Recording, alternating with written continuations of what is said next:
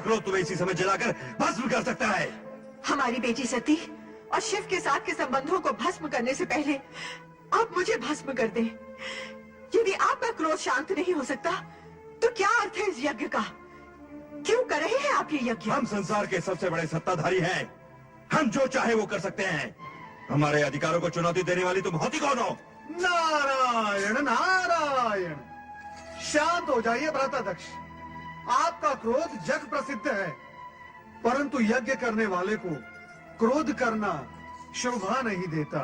नारद, तुम यहां भी चले आए।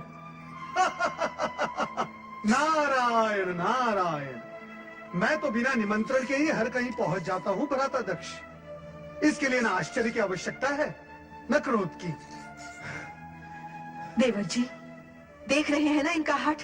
आप ही बताइए, शिव शंकर को बुलाए बिना क्या कोई यज्ञ पूर्ण हो सकता है? कदापि नहीं। शिव जी के बिना यज्ञ अधूरा ही नहीं, अनिष्टकारी भी है। भ्राताध्यक्ष, इसीलिए मैं आपको यहाँ सावधान करने के लिए आया हूँ। या तो शिवसती को निमंत्रण भेजिए या इस यज्ञ का विचार ही त्याग दीजिए। ऐसे शिव विहीन यज्ञ से किसी का कोई भला नहीं होने वाला। ये यज्ञ होगा और शिव सती के बिना होगा, ये हमारा निश्चय है और हम अपने अटल निश्चय को कदापि नहीं बदलेंगे। नारद जी की बात मान लीजिए, शिव सती को आमंत्रण भेज दीजिए स्वामी। अभी भी देर नहीं हुई है। यदि आपको शिव जी के पास कैलाश जाना स्वीकार नहीं है तो मैं चला जाऊंगा आपका भाई होने के नाते। भावज विरणी की बात मान लीजिए भ्राता। एक तो तुम बिना बुलाए हमारा क्रोध जगाने यहाँ चले आए हो, दूसरे यज्ञ में हस्तक्षेप करने का साहस कर रहे हो। नारद, हम कहते हैं चले जाओ यहाँ से, चले जाओ। आप ये क्या कर रहे हैं स्वामी? देवर्षि नारद आपके भ्राता होने के साथ साथ सबके पूज्य भी हैं।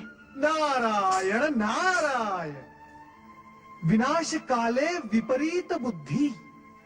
किसी ने ठीक ही कहा है, जब विनाश समीप आता है तो बुद्धि भी विपरीत हो जाती है। अब मैं न आपके इस महल में आऊंगा न आपके उस अनिष्टकारी यज्ञ में। भावज विरणी, अब आज्ञा दीजिए। भगवान भोलेनाथ आपका कल्याण करेंगे। नारायण नारायण।